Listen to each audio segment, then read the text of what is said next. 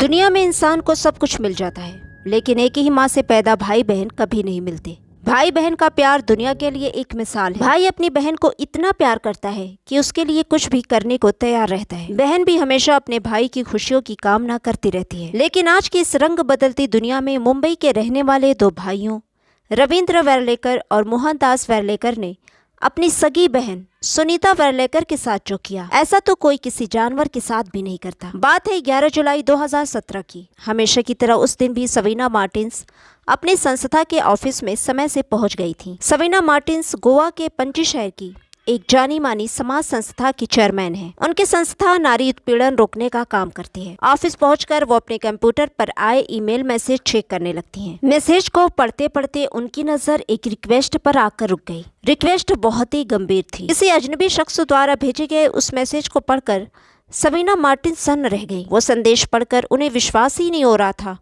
कि इस दुनिया में ऐसे लोग भी हैं जो इंसान और इंसानियत के नाम पर कलंक हैं। ऑनलाइन भेजे गए उस मैसेज में उस शख्स ने लिखा था कि पणजी सिटी के बौदली गांव सुपरमार्केट के आगे एक बंगला है। उस बंगले के पीछे बनी एक कोठरी में सुनीता वेर्लेकर नाम की एक लेडी कई सालों से कैद है। मेरी आपसे विनती है कि आप उसकी मदद करके उसे कैद से आज़ाद कराएं। सवीना मार्टिन्स ने उस ईमेल के मैसेज का प्रिंट आउट निकालकर अपने पास रख लिया और अपने टीम मेंबर के साथ बादली गांव जा पहुंची और उस मैसेज की सच्चाई का पता लगाने की कोशिश में जुट गई। पता लगाने के बाद उन्होंने पणजी महिला पुलिस थाने जाकर वहां की महिला एसएचओ रीमा नाइक से मुलाकात कर उन्हें पूरी बात बताकर ईमेल मैसेज का प्रिंट आउट उनके सामने रख दिया। सवीना मार्टिन्स ने सुनीता को बंदी बनाकर रखने वाले उसके दोनों भाइयों के खिलाफ शिकायत दर्ज करवाकर सुनीता को कैद से आज़ाद कराने की मांग की। एसएचओ रीमा नायक ने इस मामले को गंभीरता से लेते हुए इसकी जानकारी अपने सीनियर अधिकारियों को भी दे दी।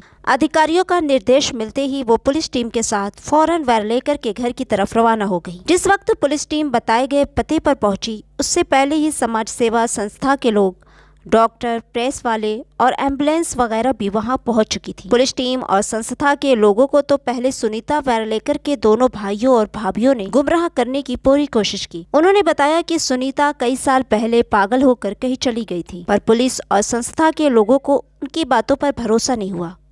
उन्होंने मकान की तलाशी लेनी शुरू की तो मकान के बैक साइड में बनी एक कोठरी में ताला लगा हुआ मिला। उस कोठरी से तेज बदबू आ रही थी। एसएचओ ने उस कोठरी का ताला खोलने को कहा तो घर वाले आनाकानी करने लगे। पुलिस ने जब सख्ती से अपनी बात दोहराई तो उन्हें मजबूरी में ताला खोलना पड़ा। कोठरी का ताला खुलते ही अंदर से बदबू का एक खतरनाक झोंका आया, जिससे वहाँ के लोगों का खड़े रहना दूभर हो गया। बदबू इतनी तेज थी कि सभी को अपनी अपनी नाक पर रुमाल रखना पड़ा। पुलिस ने कमरे के अंदर झाँक कर देखा तो उसमें एक औरत बैठी हुई थी। पुलिस ने जब उससे बाहर आने को कहा तो वो चारपाई से उठकर कमरे के एक कोने में खड़ी हो गई। वो औरत कोई और नहीं, सुनीता वेर्लेकर थी। संस्था के सदस्य और पुलिस नाक पर रुमाल रखकर कमरे के अंदर गए तो सभी हैरान रह गए। कमरे के एक कोने में डरी सहमी सुनीता वेर्लेकर दोनों हाथों से अपना चेहरा छिपाए बैठी थी। उसके बदन पर बराए नाम ही कपड़े मौजूद थे। यही वजह थी कि शर्म की वजह से वो बाहर आने को तैयार नहीं थी। संस्था के लोगों ने उसे कपड़े ला कर दिए, जिसे वो पहनकर कोठरी से बाहर आई। पिछले 20 सालों से कमरे में बंद सुनीता वेर्लेकर ने बाहर आकर जब खुला आसमान और उजाला देखा तो वो अपने आप को संभाल नहीं पाई। खुशी से उनकी आंखों से आंसू टपकने लगे। संस्था के लोगों ने उसे संभाला और पीने का पानी वगैरह दिया। मौके वारदात पर मौजूद डॉक्टरों ने फिलहाल सुनीता का सरसरी तौर पर मुआयना किया और उसे एम्बुलेंस में लिटाकर पहले गोवा के आयुर्वेदिक मेडिकल हॉस्पिटल ले गए। उसके बाद वहां के डॉक्टरों ने जांच के बाद उसे मानसरोवर हॉस्पिटल भेज दिया। सुनीता का वहां मुकम्मल मेडिकल चेकअप किया गया। वो मानसिक रूप से पूरी तरह ठीक पाई गई। सुनीता को हॉस्पिटल भेजकर पुलिस और संस्था के सदस्यों ने अब कमरे का मुआयना शुरू किया जहाँ सुनीता रहती थी, तो पाया कि उस कमरे में सुनीता की जिंदगी बद से बदतर बनी हुई थी। वो उसी कमरे में अपने सारे काम अंजाम देती थी, जिसकी वजह से कोठरी में कीड़े मकोड़ों की भरमार थी। ये भी पता चला कि पिछले 20 सालों से सुनीता नहाई भी नहीं थी, और नहाती भी कैसे। उन्हें पानी सिर्फ पीने के लिए मिलता था। उसी कमरे में खाने के लिए एक प्लेट, एक कटोरी और सोने के लिए बस एक चारपाई मौजूद थी। हैरत की बात यह थी कि उसे खाना भी दरवाज़ा खोलकर नहीं, बल्कि दरवाजे की निकली हुई एक पट्टी के बीच से डाला जाता था, जैसे किसी जानवर को दिया जाता है, बल्कि शायद जानवर से भी बदतर तरीके से। मौका वारदात का बारीकी से मुआयना करने के बाद पुलिस ने आसपास के लोगों से पूछताछ की। उसके बाद पुलिस टीम ने सुनीता के भाई रविंद्र वर्लेकर, मोहनदास वर्लेकर और भाभी अनीता और अमिता वर्लेकर को हिरासत में ले लिया। थाने में जब इनसे पूछताछ की गई तो सभी ने अपना जुर्म कबूल कर लिया और सुनीता पर जुल्म की इंतहा की जो कहानी निकलकर सामने आई वो कुछ यूँ थी। सुनीता वर्लेकर अपने माँ बाप की इकलौती बेटी थी। पिता का नाम था रामदेव वर्लेकर। सुनीता वर्लेकर से वो बहुत ज़्यादा प्यार करते थे। रामदेव के परिवार में पत्नी के अलावा 2 बेटे रविंद्र और मोहनदास थे। दोनों की शादियां हो चुकी थी। घर में सबसे छोटी होने की वजह से सुनीता सबकी लाडली थी। सुनीता ने भी भाइयों की तरह पणजी के कॉलेज से पढ़ाई की। अच्छे नंबरों से 12वीं पास करने के बाद सुनीता आगे भी पढ़ाई कर अपना फ्यूचर बनाना चाहती थी, लेकिन माँ बाप जो कि पुराने सोच वाले थे, इसलिए वे इस बात के खिलाफ थे। उनका मानना था कि बेटियों को ज़्यादा पढ़ाना ठीक नहीं है। उन्होंने उसकी पढ़ाई बंद करा दी और सुनीता जैसे ही 20 साल की हुई, माता पिता उसके लिए लड़की की तलाश में जुट गए। जल्द ही उन्हें एक लड़का पसंद आ गया। लड़के का नाम था रमेश चंद्र। वो मुंबई के एक निजी कंपनी में नौकरी करता था। उसके घर की आर्थिक स्थिति भी ठीक ठाक थी, इसलिए सुनीता के पिता रामदेव को ये रिश्ता पसंद आ गया। इसके बाद रीति रिवाज से दोनों की शादी कर दी गई। ये बात लगभग 25 साल पहले की है। शादी के बाद रमेश चंद्र और सुनीता मुंबई में हंसी खुशी रहने लगे। 2-3 साल इसी तरह से गुजर गए। इसके बाद वक्त जैसे ठहर सा गया हो, क्योंकि इतने साल बाद भी सुनीता मां नहीं बन सकी थी, जिसकी वजह से रमेश चंद्र उदास रहने लगा और फिर धीरे धीरे वो सुनीता से दूर होता चला गया। सुनीता भी इस बात को लेकर काफी दुखी थी। फिर एक दिन ऐसा आया कि रमेश चंद्र की जिंदगी में दूसरी लड़की आ गई। इसके बाद तो रमेश चंद्र बिल्कुल ही बदल गया। अब वह आए दिन सुनीता के साथ लड़ने झगड़ने लगा और फिर धीरे धीरे नौबत मारपीट तक पहुंच गई। यहाँ तक कि वह उसके कैरेक्टर पर भी सवाल उठाने लगा। और फिर एक दिन वो सुनीता को मायके ये कहकर छोड़ आया कि सुनीता का किसी लड़के से चक्कर चल रहा है। सुनीता को मायके पहुंचाकर रमेश चंद्र ने उसी लड़की से शादी कर ली, जिसकी वजह से उसने सुनीता को मायके छोड़ा था। धीरे धीरे वो सुनीता को भूल गया और अपनी नई जिंदगी में मगन हो गया। दूसरी तरफ रमेश चंद्र जिस तरह सुनीता पर घिनौना इल्जाम लगाकर उसे मायके छोड़ आया था, उससे वर्लेकर फैमिली काफी दुखी थी। सुनीता भी अपने पति के इस आरोप से पूरी तरह टूट चुकी थी। उसका हंसना मुस्कुराना सब कुछ छूट गया था। वो उदास और खोई खोई सी रहने लगी। उसकी आंखों से अक्सर आंसू बहते रहते थे। उसकी शादी से पहले ही उसकी माँ उसे छोड़कर इस दुनिया से जा चुकी थी।